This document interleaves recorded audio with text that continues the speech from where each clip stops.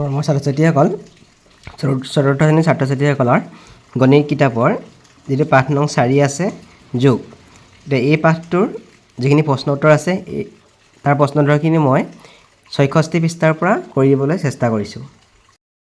তোমালোকে 66 পৃষ্ঠাটো উলিয়াই ল'বা। 66 পৃষ্ঠাৰ পৰা ইয়াৰ প্ৰশ্ন উত্তৰখিনি মই কৰি দিবলৈ চেষ্টা কৰিছোঁ। এতিয়া ইয়াত কৈছে কি, ৰূপহী গাঁৱৰ ৰমলা, কল্পনা আৰু নিৰলাই গামোচা বিক্ৰী কৰি পোৱা লাভৰ এটা অংশ জমা কৰে। জমাৰ ধৰণৰাশি তলত দিয়া ধৰণৰ। এতিয়া তেওঁলোকে পইচা জমা কৰে। পইচা কিমান জমা কৰিছে ইয়াত দিছে। ৰমলাই জানুৱাৰী মাহত জমা কৰে 873 টকা, ফেব্ৰুৱাৰী মাহত কৰে 748 টকা আৰু মাৰ্চ মাহত কৰে 1272 টকা। তাৰপিছত কল্পনাই জানুৱাৰী মাহত জমা কৰে ইমান টকা 942 টকা, ফেব্ৰুৱাৰী মাহত ইমান টকা আৰু মাৰ্চ মাহত 1175 টকা। নিৰলাই 798 টকা, 931 টকা আৰু 1335 টকা জমা কৰে। এতিয়া ৰমলাই মুঠ টকা কিমান জমা কৰে চাওঁ আমি। 873, 748 আৰু 1272 গোটেইকেইটা যোগ কৰি আমি কিমান টকা হয় ইয়াত আমি লিখিব লাগিব। গোটেইকেইটা যদি আমি যোগ কৰোঁ 873, 748 আৰু 1272 যোগ কৰিলে 2893 টকা হয়। গতিকে আমি ইয়াত লিখিম 2893। তাৰপিছত কল্পনাই 942 টকা, 1040 টকা আৰু 1175 টকা যোগ কৰিলে আমাৰ কিমান হ'ব? 3157 টকা হ'ব। আমি ইয়াত লিখিম 3157 টকা। তাৰপিছত নিৰলাই 798, 931 আৰু 1335 টকা যোগ কৰিলে ইয়াত হ'ব আমাৰ 3064 টকা হ'ব। ইয়াত আমি লিখিম 3064 টকা হ'ব। তাৰপিছত যদি আমি এতিয়া তিনিগৰাকীয়ে জানুৱাৰী মাহত কিমান টকা খৰচ কৰিছিলে, জমা কৰিছিলে। জানুৱাৰী মাহত ৰমলাই ইমান টকা জমা কৰিছিলে, কল্পনাই ইমান টকা জমা কৰিছিলে আৰু নিৰলাই ইমান টকা জমা কৰিছিলে। তিনিটা যদি আমি যোগ কৰোঁ 873, 942 আৰু 798। এতিয়া এইটো 873, 942 আৰু 798 যোগ কৰিলে 2613 টকা হ'ব। আমি ইয়াত পাতিম 2613 টকা। তাৰপিছত এই তিনিটা যোগ কৰিলে আমি পাম 748, 1040 আৰু 931। এইটো 748, 1040 আৰু 931 যোগ কৰিলে 2719 টকা পাম। 2719 টকা পাম। আৰু এইকেইটা যোগ কৰিলে আমি কিমান পাম? 3782 টকা পাম। এতিয়া এই 2893, 3157 আৰু 3064 যোগ কৰিলে আমি ইয়াত এইকেইটা যদি পোনে পোনে যোগ কৰোঁ আৰু এইকেইটা পথালিকৈ যোগ কৰিলেও আমি উত্তৰটো একেই পাম, 9114 পাম। 2893, 3157 আৰু 3064 এইকেইটা যোগ কৰিলে 9114 পাইছোঁ। আৰু এইকেইটা যোগ কৰিলে আমি কিমান পাম? 2613, 2719 আৰু 3782। এইকেইটা যোগ কৰিলে আমি পাম 9114। গতিকে আমি পাম 9114। এতিয়া কি লিখিলোঁ আমি? মাহ হিচাপে জমা কৰা মুঠ টকা আৰু ব্যক্তি হিচাপে জমা কৰা মুঠ টকাৰ পৰিমাণ একেই নে? আমি একেই হয় বুলি গম পাম। গতিকে আমি একেই বুলি লিখিম। তাৰপিছত দিছে সংখ্যাৰ খেল খেলো আহা। এইবোৰ কিছুমান সংখ্যা দেখাইছে। ইয়াত চাৰিটা এটা সংখ্যাৰ থোপ বনাইছে। ইয়াতো 4টা সংখ্যা এনেকৈ থোপ বনাইছে। এইটো 4টা সংখ্যাৰ থোপ বনাইছে। ইয়াত খেলটো কি হ'ব আমি চাওঁ। এই সংখ্যাৰ খেলটো হৈছে কি, সংখ্যাবোৰ কোণীয়াকৈ যোগ কৰিছে। 2121 লগত 2229 যোগ কৰিছে। যোগ কৰিলে কিমান হৈছে? 4450। 2222 লগত কোণীয়াকৈ 2228 যোগ কৰিছে। যোগ কৰিলেও উত্তৰটো একেই ওলাইছে। তেনেকৈ এইকেইটা সংখ্যা যোগ কৰি দেখাইছে। 2237 লগত 2245 যোগ কৰিছে। এইটো লগত এইটো যোগ কৰিছে। উত্তৰটো কি ওলাইছে? একেই। ওপৰৰ তালিকাত দেখুওৱাৰ ধৰণে তালিকাখনৰ পৰা যিকোনো 4টা সংখ্যা লৈ কোণীয়াকৈ যোগ কৰি চোৱা আৰু ফলাফলবোৰ পৰীক্ষা কৰা। এতিয়া আগত যিখিনি আমি সংখ্যা দেখিছিলোঁ তাৰ পৰা আমি 4টা সংখ্যা ল'ম। এই 4টা আমি যেনিবা সংখ্যা লৈছোঁ 2235 আৰু এনেকৈ এই 4টা সংখ্যা লৈছোঁ। এই 4টা আমি কোণীয়াকৈ যোগ কৰিম। এইটোৰ লগত আমি এইটো যোগ কৰিম। 2235 লগত 2243 যোগ কৰিছোঁ। এইটো যোগ কৰিছোঁ। আকৌ এইটোৰ লগত আমি এইটো যোগ কৰি চাম। যোগ কৰিলে কিমান হ'ব? এইটো 5 3 8 হৈ গ'ল, 3 4 7, 2 2 4 আৰু এইটোতো 4 হৈ গ'ল। গতিকে এই 6 2 8 হৈ গ'ল, 4 3 7 হৈ গ'ল, আকৌ 2 2 4, আকৌ 2 2 4। দুয়োটাই আমি ফলাফল কি পাইছোঁ? একেই পাইছোঁ। তাৰপিছত সংখ্যাৰ আন এটা খেল খেলো আহা। এইটো অন্য এটা খেল দিছে। ইয়াত দেখিছোঁ আমি 3টা এটা দুটা তিনিটা এটা দুটা তিনিটা এনেকৈ তিনিটা শাৰী আৰু তিনিটা এইটো স্তম্ভ এনেকৈ যোগ কৰিছে সংখ্যা এটা থোপ লৈছে থোপ লৈ পিনি কি কৰিছে এইটো কোণীয়াকৈ যোগ কৰিছে এইটো এইকেইটা সংখ্যা এনেকৈ পথালিকা যোগ কৰিলেও 2223 এতিয়া 2227 চাওঁ 2227 এইটো 2228 আৰু 2229 তিনিটা যোগ কৰিলে উত্তৰটো কিমান হ'ব আমি চাওঁ 7 8 15 15 9 24 হ'ব 24 4 ইয়াত উকলিব তাৰপিছত এইটা যোগ কৰিলে 6684 হ'ব 6684 তাৰপিছত চাওঁ এইটো যদি যোগ কৰোঁ 2223 2223 2228 এইটো আৰু 2233 এইটা যোগ কৰিলে কিমান হ'ব উত্তৰটো 6684 ওলাব যেনে এইকেইটা যোগ কৰিলেও 6684 ওলাব এতিয়া কোণীয়াকৈ এনেকৈ যোগ কৰিছে আৰু এইটো এনেকৈ কোণীয়াকৈ যোগ কৰিছে যোগ কৰিলে কিমান হ'ব উত্তৰটো 6684 ওলাব কি পালা বাৰু আলোচনা কৰা বুলি কৈছে যে আমি যোগফলবোৰ একেই পালোঁ এনেধৰণৰ তালিকাখনৰ পৰা মুঠ 9টা সংখ্যাৰ বাকচ গঠন কৰি ওপৰত দিয়া ধৰণে যোগ কৰি চোৱা আৰু কিবা বৈশিষ্ট্য মন কৰিছানে এতিয়া ইয়াৰ পৰা আমি এনেকুৱা 9টা বাকচ তৈয়াৰ কৰিবলৈ কৈছে 9টা বাকচ তৈয়াৰ কৰি পিনি যোগফলটো পৰীক্ষা কৰি চাব লগা আছে আমি ইয়াৰ এটা বাকচ আমি কৰি দেখাইছোঁ 2221 2226 আৰু 2231 ইয়াৰ পৰা আমি তিনিটা এনেকৈ ল'ম এনেকৈ পথালিকৈ তিনিটা ল'লোঁ দীঘলকৈ আমি তিনিটা ঘৰ লৈছোঁ এইটো পথালিকৈ আমি তিনিটা লৈছোঁ 2221 যিটো 2221 এইটো 2226 2226 আৰু 2231 তাৰপিছত 2222 এইটো 2222 2227 2227 আৰু 2232 এইকেইটা আমি তিনিটা লৈছে প্ৰথমতে আমি কি কৰিম এই তিনিটা আমি যোগ কৰি চাম এইটো এই তিনিটা 2226 যোগ 2227 যোগ 2228 এইকেইটা আমি যোগ কৰিম তাৰপিছত আমি এনেকৈ যোগ কৰিম 2222 যোগ 2227 যোগ 2232 এইটো লগত এইটো যোগ কৰিলোঁ এতিয়া আমি কোণীয়াকৈ যোগ কৰিম এইটো এই দুটা যোগ কৰিম 2221 তাৰপিছত 2227 আৰু 2233 এইকেইটা যোগ কৰিম আকৌ আমি এনেকৈ যোগ কৰিম 2223 2227 আৰু 2231 আমি যোগ কৰোঁ 6 7 13 13 8 21 1 2 2 4 4 2 6 6 2 8 8 হৈ গ'ল 2 2 4 4 2 6 হৈ গ'ল আৰু এইটো 6 হৈ গ'ল চব 6681 হৈ গ'ল 6681 গোটেইকেইটা যোগ কৰিলে কিমান হ'ব 6681 হৈ যাব এতিয়া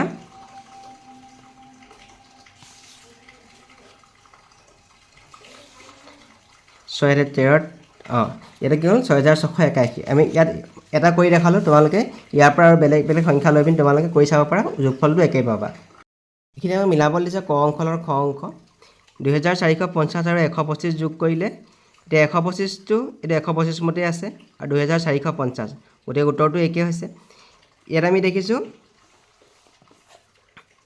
এই দুটা যোগফলৰ একেই হ'ব গতিকে এইটো ইয়াত মিলাইছে 3000 আৰু 2000 2000 কৰিলে কিমান হ'ব 5000 হ'ব আমি যদি 2500 আৰু 2500 যোগ কৰোঁ 2500 যোগ কৰিলেও 5000 হ'ব গতিকে এইটো আমি ইয়াত মিলাম 6427 6200 আৰু 227 যোগ কৰিলে 6427 হ'ব এইটো আমি ইয়াত মিলাম 3725 আৰু 100 এইটো 3825 হ'ব দুটা যোগ কৰি দিলে আমি এইটো লগত মিলিব 9999 শূন্য যোগ কৰিলে 9999 হ'ব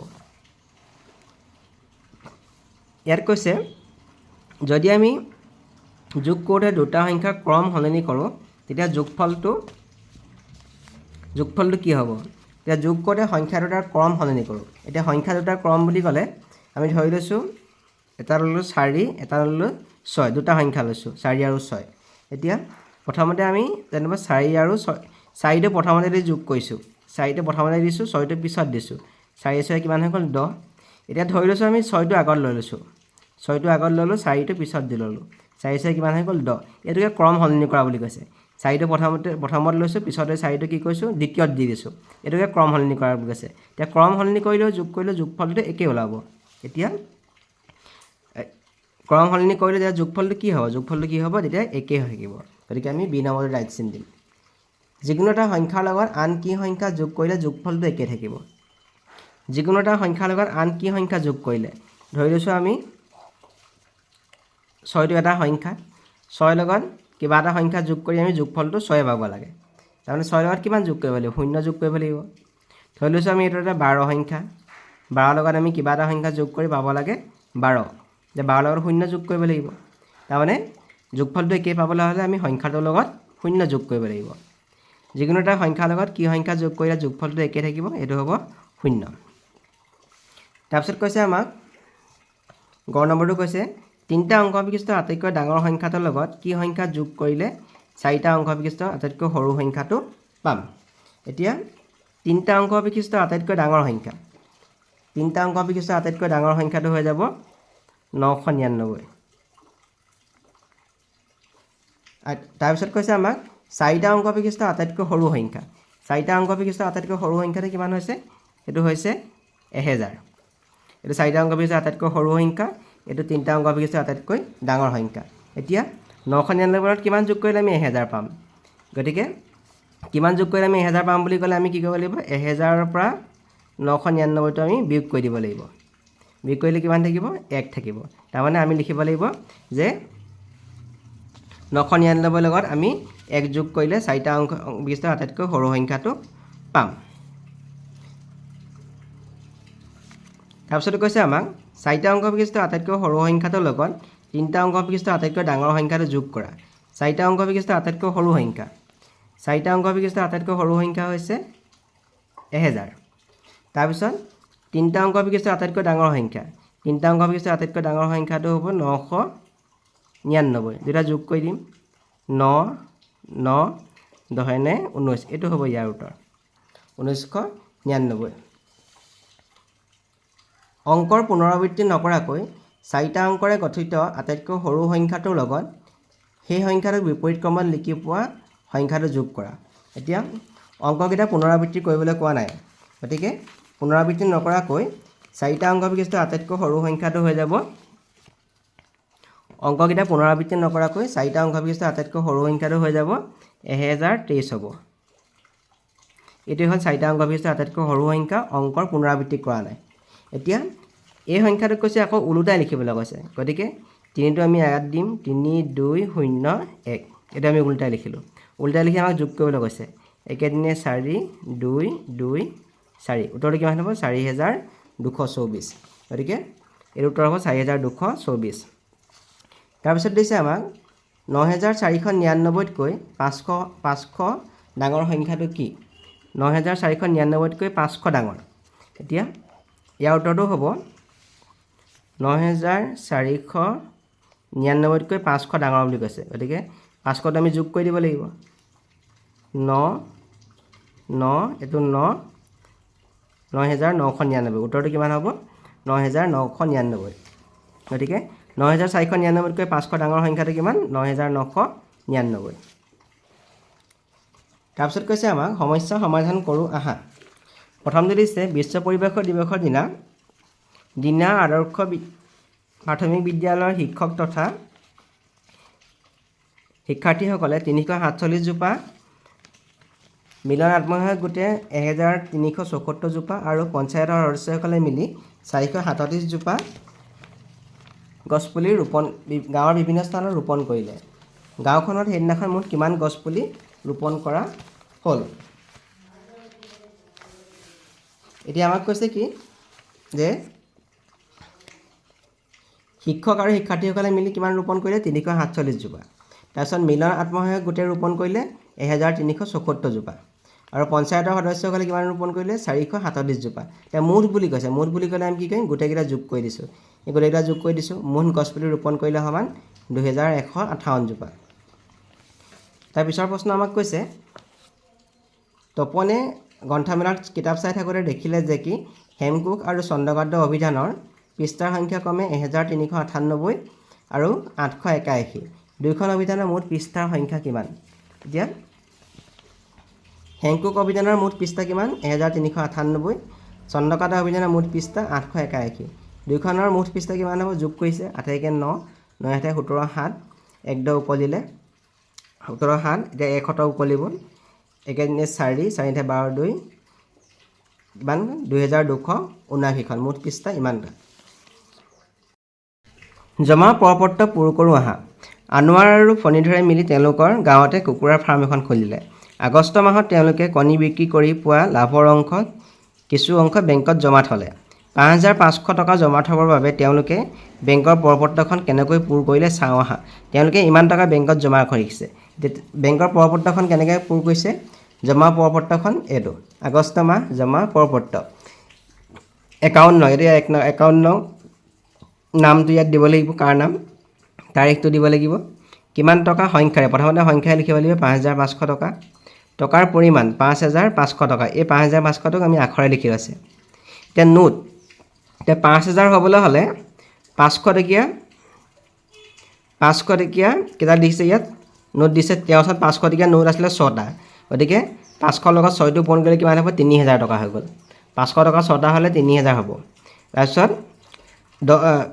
200 টকীয়া 10টা দিছে 200 টকীয়া 10টা হ'লে কিমান টকা হ'ব 2000 টকা হ'ব আৰু 100 টকীয়া 5টা 100 টকীয়া 5টা দিলে 500 টকা গোটেইকেইটা যোগ কৰিছে যোগ কৰিলে কিমান হৈছে 5500 টকা তেওঁলোকে ছেপ্টেম্বৰত 2650 টকা আৰু অক্টোবৰত 1780 টকা জমা থ'লে দুইটা মাহৰ পৰপত্ৰখন পূৰ কৰা ইয়াত একাউণ্ট নং লিখিব লাগে ইয়াত তাৰিখ লিখিব লাগে আৰু ইয়াত নাম লিখিব লাগে টকাৰ পৰিমাণ সংখ্যাৰে কিমান টকা আছে 2650 টকা আমি ইয়াত লিখিম 2650 টকা এটা টকাৰ পৰিমাণ আমি আখৰে লিখিব লাগিব ইয়াত লিখিব লাগিব 2650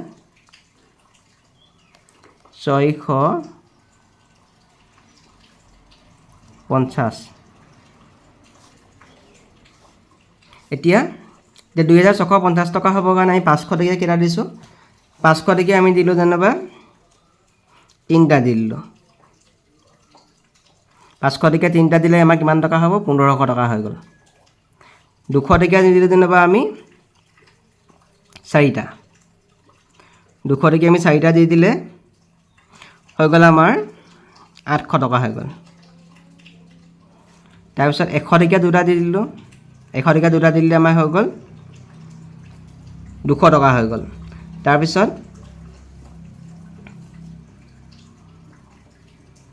এতিয়া 50 টকীয়া আমি 3টা দি দিলোঁ 50 টকীয়া 3টা দিলে হৈ গ'ল আমাৰ 150 টকা হৈ গ'ল সব যদি যোগ কৰোঁ এইটো কিমান হ'ব 0 5 5 8 13 13 15 1 16 6 1 1 1 2 2650 টকা ইয়াত হৈ গ'ল এইটো 50 টকীয়া আমি 3টা দি দিছোঁ তাৰপিছত 100 টকীয়া 2টা দি দিছোঁ 200 টকীয়া 4টা দি দিছোঁ 800 টকা হৈছে ইয়াত চহী কৰি দিলে ইয়াৰ উত্তৰটো জমাপত্ৰ পৰপত্ৰ এখন এনেকৈ হ'ব তাৰপিছত আছে অক্টোবৰ মাহত আছে 1780 টকা 1780 টকা এতিয়া ইয়াত কৈছে আমি আখৰে লিখিব লাগিব 1780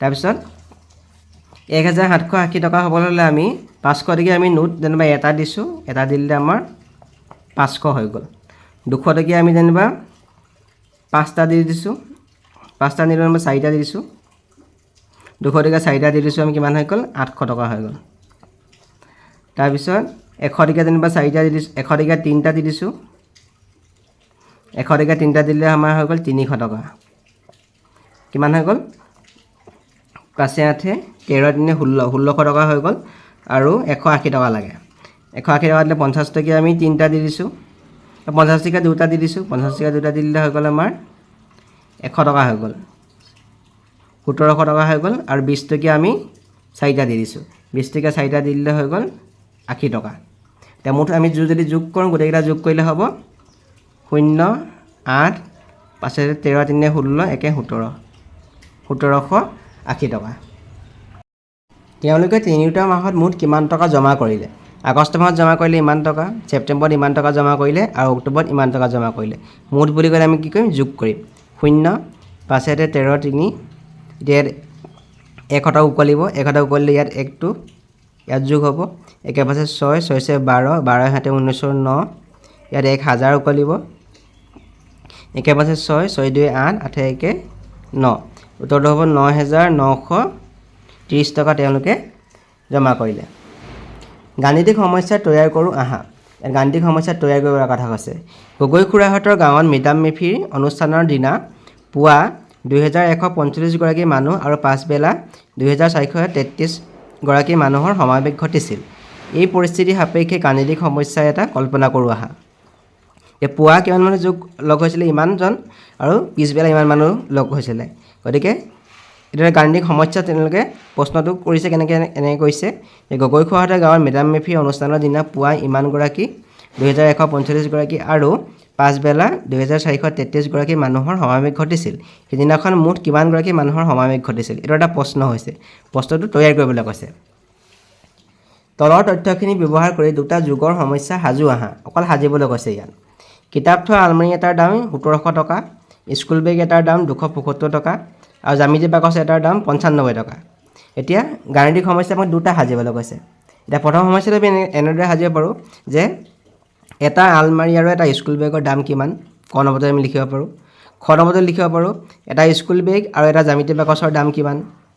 বা আমি এনেকৈও লিখিব পাৰোঁ যে আলমাৰি এটা স্কুল বেগ এটা আৰু জ্যামিতি বাকচ এটাৰ মুঠ দাম কেইটকা হ'ব কিমান টকা হ'ব।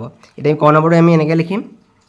আমি প্ৰশ্নটো এনেকৈ লিখিছোঁ যে এটা আলমাৰি আৰু এটা স্কুল বেগৰ মুঠ দাম কিমান। আমি মুঠ দামটো সুধিছোঁ। এইটো এটা প্ৰশ্ন হ'ব।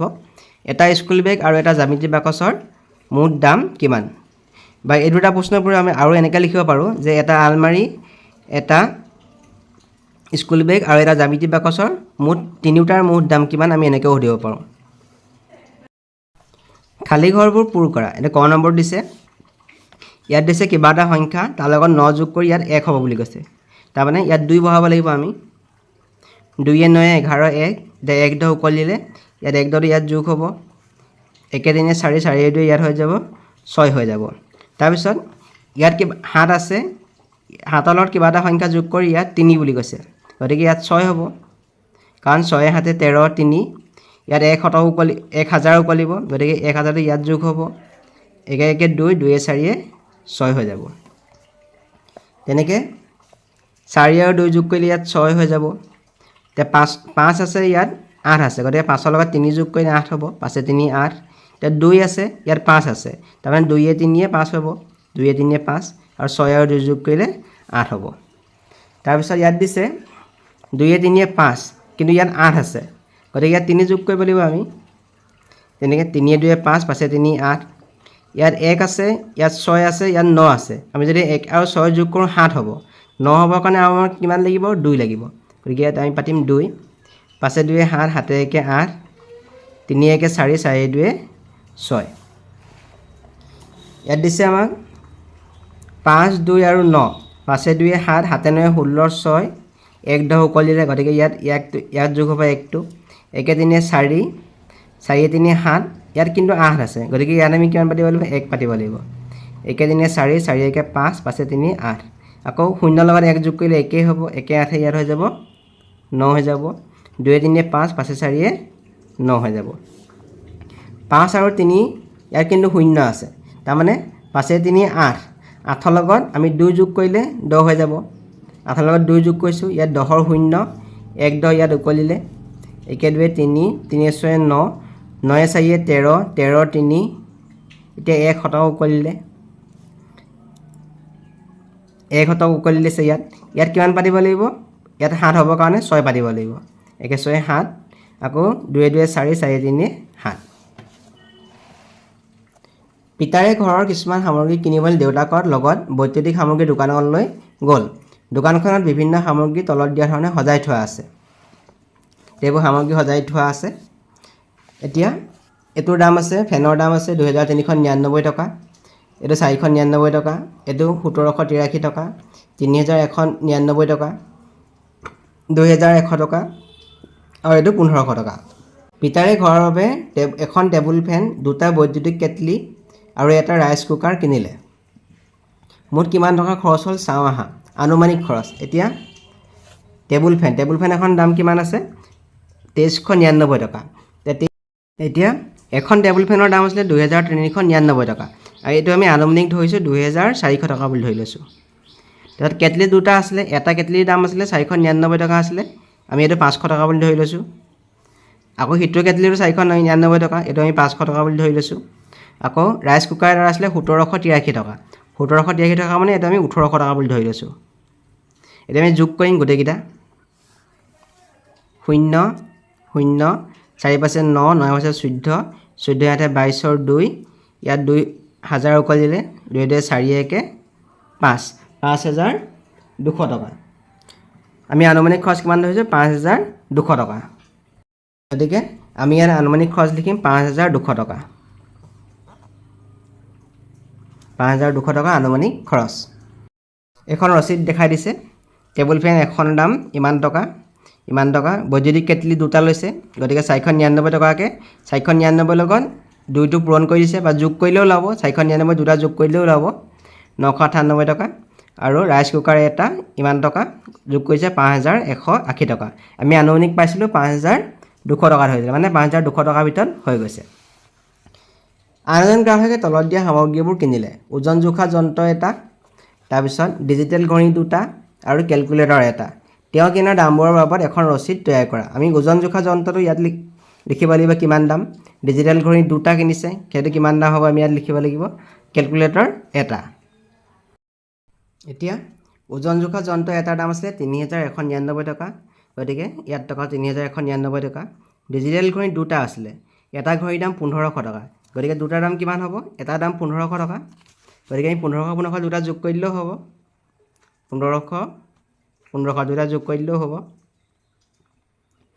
দুটা ঘড়ীৰ দাম কিমান টকা হ'ব 3000 টকা বাইদেউ পূৰণ কৰি দিলেও হ'ব 1500 লগত দুইটো পূৰণ কৰি দিলেও হ'ব 0 0 2 5 গুণ 10 0 1 2 2 গুণ 2 গুণ 2 1 3 3000 টকা গতিকে ইয়াত 3000 টকা পাইছে কেলকুলেটৰ এটাৰ দাম 2100 টকা এইটো 2100 টকা গোটেইকেইটা যোগ কৰিছে 8299 টকা হৈছে গতিকে এইটো আখৰে লিখিছে 8299 তলত দিয়া প্ৰশ্নসমূহৰ উত্তৰ লিখোঁ আহা যদি পিতাৰে দুখন টেবুল ফেন কিনে তেন্তে ফেন দুখনৰ মুঠ দাম কিমান হ'ব এতিয়া আমি পাইছিলোঁ ইয়াত লিখা আছে ফেনৰ দামটো লিখা আছে 2399 টকা গতিকে দুখন ফেনৰ দাম কিমান হ'ব আমি এনেকৈ কৰিম এখন টেবুল ফেনৰ দাম 2399 টকা গতিকে দুখন টেবুল ফেনৰ দাম হ'ব আমি 2399 দুবাৰ যোগ কৰি দিছোঁ যোগ কৰিলে কিমান হ'ব 4798 টকা হৈ যাব তাৰপিছত আমাক সুধিছে অনুপে 2800 টকালৈ বজাৰলৈ গ'ল তেওঁ 2800 টকাৰে কি কি সামগ্ৰী কিনিব পাৰিব এই 2800 টকালৈ তেওঁ বজাৰলৈ গৈছিলে তেওঁৰ ওচৰত মুঠ টকা আছিলে 2800 টকা যদি তেওঁ কিনো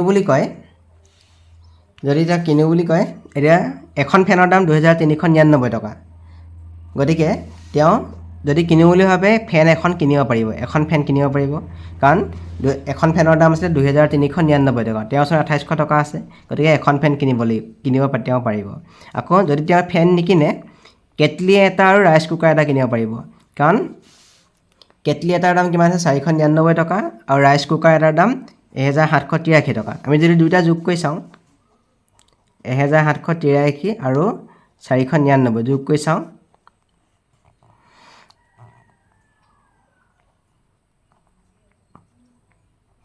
2282 টকা তেওঁ কি কিনিব পাৰিব কেটলি এটা আৰু ৰাইচ কুকাৰ এটা তেওঁ কিনিব পাৰিব তেওঁ যদি ফেন নিকিনে তেওঁ এইটো 2800 টকাৰ এইটো কিনিব পাৰিব আকৌ তেওঁ কেলকুলেটৰ এটা আৰু কেটলি এটাও কিনিব পাৰিব কাৰণ কেলকুলেটৰৰ দামটো চাওঁ কেলকুলেটৰৰ দামটো আছে 2100 টকা কেলকুলেটৰৰ দাম 2100 টকা আৰু কেটলিৰ দাম প্ৰায় 500 টকা 2100 টকা আৰু 499 টকা যোগ কৰিলে 9952 2599 টকা গতিকে তেওঁ 2800 টকাৰ ভিতৰত কেলকুলেটৰ এটা আৰু কেটলি এটাও কিনিব পাৰিব যদি তেওঁ এইকেইটা বস্তু নিকিনে যদি তেওঁ এইকেইটাও নিকিনে ডিজিটেল ঘড়ী এটা আৰু কেটলি এটা কিনিব পাৰিব ডিজিটেল ঘড়ীটোত কিমান টকা আছে 1500 টকা ডিজিটেল ঘড়ী এটা কিনিলে 1500 টকা হ'ব কেটলিটোৰ দাম 499 টকা হ'ব যোগ কৰিলে কিমান হ'ব 1999 টকা তেওঁৰ ওচৰত 2800 টকা আছিলে 2800 টকা আছিলে গতিকে তেওঁ এইটো কিনিব পাৰিব গতিকে ইয়াৰ উত্তৰটো তোমালোকে এনেকৈ লিখিবা তেওঁ ফেন এখন কিনিব পাৰিব 1 নম্বৰতে মই দিছোঁ যদি এইটো নিকিনে তেওঁ কিনিব পাৰিব কেটলি এটা আৰু ৰাইচ কুকাৰ এটা, এইটো কিনিব পাৰিব। যদি এইখিনিও নিকিনে তেনে কেলকুলেটৰ এটা আৰু কেটলি এটা কিনিব পাৰিব। আৰু শেষত তেওঁ ডিজিটেল ঘড়ী এটা আৰু কেটলি এটাও তেওঁ কিনিব পাৰিব। তাৰপিছত দিছে আমাক দুটা বৈদ্যুতিক কেটলি আৰু এখন টেবুল ফেনৰ আনুমানিক মুঠ দাম কিমান?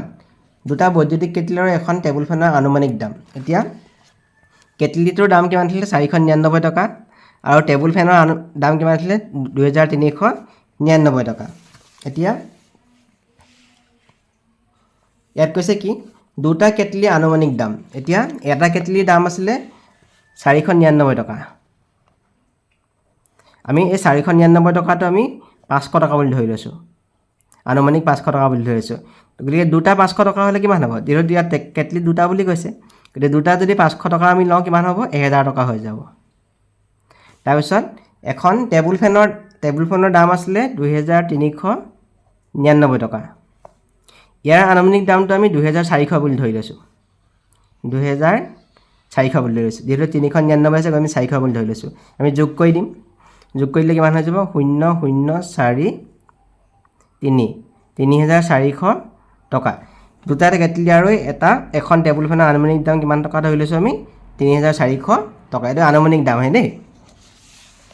তাৰপিছত কৈছে আটাইতকৈ বেছি আৰু আটাইতকৈ কম সামগ্ৰীৰ মুঠ দাম কিমান? আটাইতকৈ বেছি কোনটো সামগ্ৰীৰ দাম? এতিয়া আটাইতকৈ বেছি সামগ্ৰীৰ দাম এইটো 3199 টকা, সেইটো হৈছে ওজন মেচিন, এইটো আটাইতকৈ বেছি। আটাইতকৈ কম কোনটো? কেটলিটো। দুইটা আমি যোগ কৰি দিম, 3199 আৰু 499টো আমি যোগ কৰিম।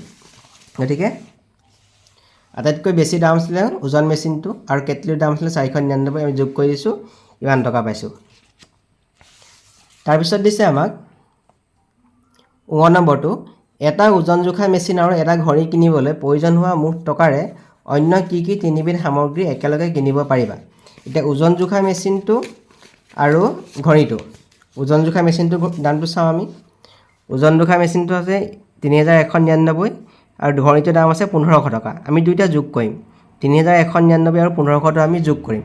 এতিয়া এই যোগ কৰা টকাকেইটাই আৰু তিনিটা বস্তু আমি কি কি একেলগে কিনিব পাৰিম? ইয়াত চাওঁ, ওজন জোখা মেচিনৰ দাম ইমান টকা আছিলে, ঘড়ীটোৰ দাম ইমান টকা, দুটা যোগ কৰিলে মুঠ কিমান টকা হ'ল? 4699 টকা। এতিয়া 4699 টকাত আমি কি কি পাম? এতিয়া ফেন এখনৰ দাম আছিলে আমাক কিমান আছিলে? 2399 টকা আছিলে। কেটলি এটাৰ দাম আছিলে 499 টকা আৰু ৰাইচ কুকাৰ এটাৰ দাম কিমান আছিলে আমাৰ? 1783 টকা। গোটেইকেইটা যদি আমি যোগ কৰোঁ, 9 নে 18, 18 3 21, 1 দুইটা উকলিলে 2 8 10, 10 নে 19, 19 নে 18, 8 100টা উকলিলে 1 7 8, 8 12, 12 3 15, 5 1 4, 4581 তেওঁৰ ওচৰত ইমান টকা আছিলে। যদি তেওঁ এইখিনি বস্তু নিকিনে, এইখিনি বস্তুৰ উপৰিও তেওঁলোকে আৰু এই 4699 টকা তেওঁ এনেকৈও কিনিব পাৰে। কেলকুলেটৰ এটাৰ দাম আছিলে 2100 টকা, কেটলি এটাৰ দাম আছিলে 499 টকা, ৰাইচ কুকাৰ এটাৰ দাম আছিলে 1783 টকা। এইখিনি যোগ কৰিলে কিমান হ'ব? 4382। এতিয়া 4699টো ইয়াতকৈ ডাঙৰ, গতিকে এই তিনিটা বস্তু তেওঁ পাই যাব। যদি তেওঁ এইকেইটা ফেন, কেটলি আৰু ৰাইচ কুকাৰ নিকিনে, তেনেহ'লে তেওঁ কেলকুলেটৰ এটা, কেটলি এটা আৰু ৰাইচ কুকাৰ এটা পাই যাব। তাৰপিছত আমাক দিছে পহেলিকাটো দিছে, ইয়াত তিনিটা চাৰ্ট দিছে, তিনিটা চাৰ্টৰ দাম দিছে 750 টকা। গতিকে এটাৰ দাম কিমান হ'ব? এটাৰ দাম হৈ যাব 250 টকা হ'ব। প্ৰতিটো চাৰ্টৰ দাম 250 টকা হৈ যাব। ইয়াত 250 টকা, 250 টকা, তিনিটাৰ দাম কিমান হ'ল? 750 টকা হৈ গ'ল। এতিয়া ফেন দিছে তিনিখনৰ দাম 4500 টকা দিছে, গতিকে এখনৰ দাম কিমান হ'ব? 1500 টকা হৈ যাব। এখন ফেনৰ দাম হৈ যাব 1500 টকা, কাৰণ 1500 তিনিটা যোগ কৰি আমি 4500 পাম। তাৰপিছত এইটো তৰমুজ দিছে, তৰমুজ 4টাৰ দাম 160 টকা দিছে, গতিকে তৰমুজ এটাৰ দাম কেইটকা হ'ব? 40 টকা হৈ যাব। প্ৰতিটো তৰমুজৰ দাম 40 টকা হৈ যাব। ইয়াত দিছে চাৰ্ট দুটা আৰু তৰমুজ এটা, চাৰ্টটোৰ দাম কিমান হ'ব? 250 টকা, তৰমুজটোৰ দাম 40 টকা আৰু এইটোৰ দামো 250 টকা। এই তিনিটা আমি যোগ কৰিলে 540 টকা পাম। আমি ইয়াত লিখিব লাগিব 540। তোমালোকে এটা যোগ কৰি চাবা 250 40 আৰু 250 যোগ কৰিলে 540 পাবা তাৰপিছত ফেনখনৰ দাম কিমান আছিলে 1500 টকা আছিলে এই ফেনখনৰ দাম 1500 টকা তাৰপিছত এইটোৰ দাম 250 টকা আছিলে আৰু এইটোৰ দাম 40 টকা আছিলে আমি যদি যোগ কৰোঁ 0 4 পাঁচে 9 তাৰপিছত 2 2 পাঁচে 7 এইটো 1 1790 টকা হৈ যাব তাৰপিছত ইয়াত দিছে চাৰ্টটোৰ দাম 250 টকা তাৰপিছত ফেনখনৰ দাম আছিলে 1500 টকা এইটোৰ দাম আছিলে 1500 টকা গোটেইকেইটা যোগ কৰিলে হ'ব 3250 টকা হৈ যাব এটা তোমালোকে যোগ কৰি চাবা 3250 টকা হ'ব এখন ফেনৰ দাম আছিলে 1500 টকা এটাৰ দাম আছিলে 40 টকা আৰু এটাৰ দাম আছিলে 1500 টকা গতিকে গোটেইকেইটা যোগ কৰিলে কিমান হ'ব 3040 টকা হৈ যাব 3040 টকা